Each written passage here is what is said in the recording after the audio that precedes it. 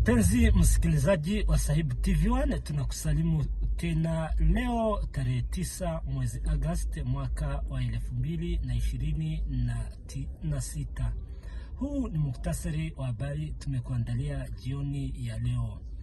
Karibu na habari zetu. Mlango wa Hormuz hautafunguliwa hadi Marekani ikubali masharti 6, Irani yasema. Katibu wa Baraza Kuu la Usalama wa Taifa la Irani, Mohammad Bagheri Zolgadeh, amesema Irani haitafungua tena mlango wa Hormuz hadi Marekani itakubali masharti 6 yaliyowekwa na Teherani. Masharti hayo yanajumuisha kupunguza vikwazo dhidi ya Iran, kulipa fidia za uharibifu wa vita, kusitisha mara moja kizuizi cha majini dhidi ya bandari za Iran, kuacha vitisho dhidi ya Irani na kuachilia mali za Irani zilizogandishwa. Kauli yake inaashiria msimamo mkali zaidi wa Teherani katika mazungumzo kuhusu ufunguzi wa njia hiyo muhimu ya mafuta. Kauli hiyo inakuja wakati Irani na Oman zikisema mazungumzo kuhusu utaratibu mpya wa kuruhusu meli kupita katika mlango wa Hormuz yamekuwa ya chanya na yenye kujenga katika siku za hivi karibuni.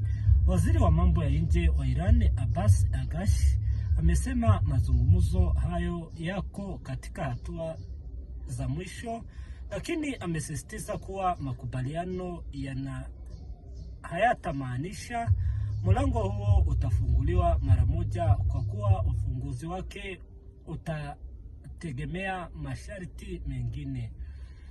Ripoti ya Axios siku moja kabla ilisema, ikinukuu mwanadiplomasia kutoka moja ya nchi zinazosaidia upatanishi, kwamba wajumbe wa Irani walikuwa wakisubiri idhini ya mwisho kutoka Baraza Kuu la Usalama wa Taifa ili kukamilisha makubaliano na Oman pamoja na Marekani. Mwanadiplomasia huyo alisema idhini hiyo ilitarajiwa kutolewa hivi karibuni.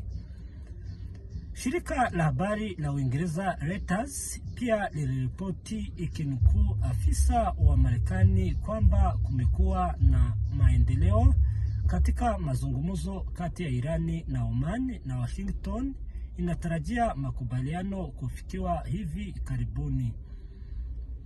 Kwa mujibu wa afisa huo wa Marekani, Washington itaondoa kizuizi dhidi ya bandari za Iran baada ya kutangazwa kwa makubaliano yatakayohakikisha meli za kibiashara zinapita bila kizuizi katika mlango wa Hormuz. Kauli ya Zolgadeh ni muhimu kwa sababu ametoka katika taasisi hiyo inayotarajiwa kutoa uamuzi wa mwisho kwa upande wa Irani kuhusu makubaliano hayo.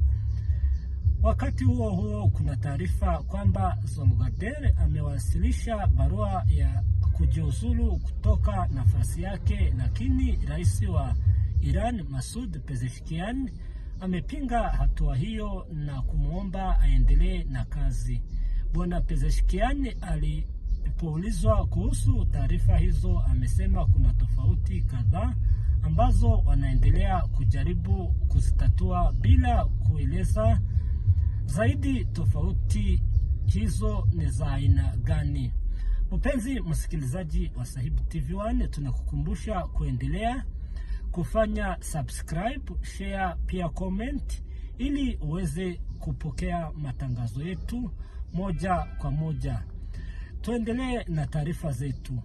Masharti ya Irani yapunguza matumaini ya kufikiwa haraka kwa makubaliano.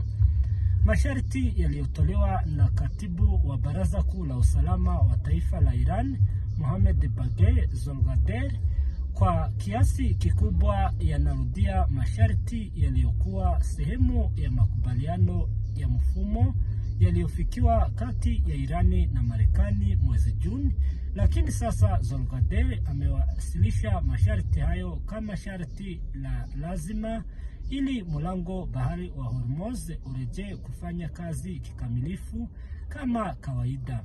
Masharti hayo yanajumuisha kuondolewa kwa baadhi ya vikwazo dhidi ya Iran, kulipwa fidia kwa uharibifu uliosababishwa na vita, pamoja na kusitishwa mara moja kwa kizuizi cha Marekani dhidi ya bandari za Irani. Iwapo kauli hizo zitatumika kama ishara ya msimamo wa sasa wa Teherani, huenda zikapunguza zaidi matumaini ambayo rais wa Marekani Donald Trump alikuwa ameyaibua kuhusu uwezekano wa kufikiwa kwa makubaliano na Irani hivi karibuni. Wakati huo huo, Irani na Oman zinaendelea na mazungumzo kuhusu njia mpya ya kuhusu meli kupita katika mlango wa Hormuz.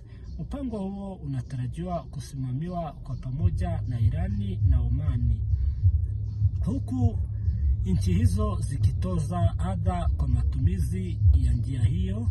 Makubaliano kama hayo, iwapo yatafikiwa, yangefungua sehemu tu ya njia kuelekea suluhisho pana la mzozo huo.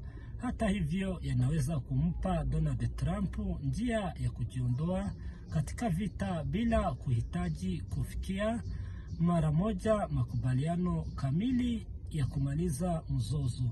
Mpenzi msikilizaji wa Sahibu TV1, hayo tu ndio tulikuwa tumekuandalia jioni ya leo, tukikukumbusha ya kwamba kama wewe ni mara yako ya kwanza kufika kwenye channel yetu ya YouTube, tukikuomba kufanya subscribe, share, pia comment ili uweze kupokea taarifa zetu. Tunakutakia jioni njema na laheri. Tunasema chao chao.